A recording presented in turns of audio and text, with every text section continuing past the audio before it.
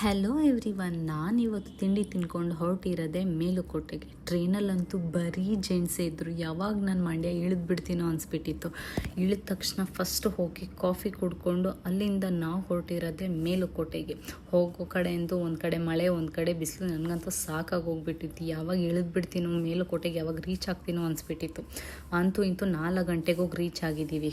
ನಾನು ಸ್ವಲ್ಪ ಹೊತ್ತು ಹೋಗಿ ಕಲ್ಯಾಣಿಲಿ ಆಟ ಆಡಿಕೊಂಡು ಫಿಶ್ಗಳಿಗೆ ಊಟ ಹಾಕಿ ನಾನು ತಲೆ ಮೇಲೆಲ್ಲ ನೀರು ಹಾಕ್ಕೊಂಡು ಹೋಗೋಷ್ಟರಲ್ಲಿ ಅಂತೂ 5:30-6 ಗಂಟೆ ಆಗಿತ್ತು. ಯಾಕಂದರೆ ನಾವು ಬೆಳಗ್ಗೆ ಇಲ್ಲಿ ಬಿಟ್ಟಿರೋದೇ ತುಂಬ ಲೇಟು. ಹಾಗಾಗಿ ಟೆಂಪಲ್ ಕ್ಲೋಸಿಂಗ್ ಟೈಮಲ್ಲೇ ನಾವು ಆಲ್ಮೋಸ್ಟ್ ಅಲ್ಲಿ ಹೋಗಿದ್ದು. 15 ಮಿನಿಟ್ಸ್ ಇತ್ತು ಕಷ್ಟಪಟ್ಕೊಂಡು ಹೆಂಗೋ ಬೆಟ್ಟ ಹತ್ಕೊಂಡು ಅಂತೂ ಇಂತೂ ದೇವ್ರ ದರ್ಶನ ಮಾಡಿದ್ವಿ. ಆಹಾ, ಆಚೆ ಬಂದ ತಕ್ಷಣ ಏನು ವ್ಯೂ ಗುರು, ಸಖತ್ತಾಗಿತ್ತು. ಸ್ವಲ್ಪ ಹೊತ್ತು ನೇಚರ್ ಎಂಜಾಯ್ ಮಾಡಿ ಅಲ್ಲಿಂದ ಕೆಳಗಡೆ ಬಂದ್ವಿ. ಕೆಳಗಡೆ ಬಂದ ತಕ್ಷಣವೇ ಸತ್ಯನಾರಾಯಣ ಸ್ವಾಮಿ ದೇವಸ್ಥಾನ ಕಾಣಿಸ್ತು. ಅಲ್ಲಿ ಹೋಗಿ ಕೈ ಮುಕ್ಕೊಂಡು ಅಲ್ಲಿಂದ ನಾವು ಹೊರಟಿರೋದೆ ಚಲುವನಾರಾಯಣ ಸ್ವಾಮಿ ಟೆಂಪಲ್ಗೆ. ಅಲ್ಲೂ ಹೋಗೋಷ್ಟರಲ್ಲಂತೂ ಇನ್ನೂ ಲೇಟಾಗಿ ಹೋಗ್ಬಿಟ್ಟಿತ್ತು. ನಮಗೆ ಲಾಸ್ಟ್ ಬಸ್ ಬೇರೆ 7:30 ಅಂತ ಇತ್ತು.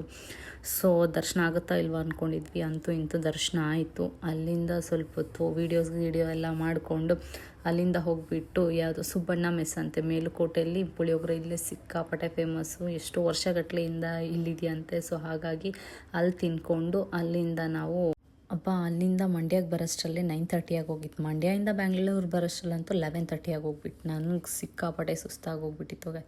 ಮನೆಗೆ ಹೋಗಿ ಮಲ್ಕೊಬಿಟ್ಟೆ.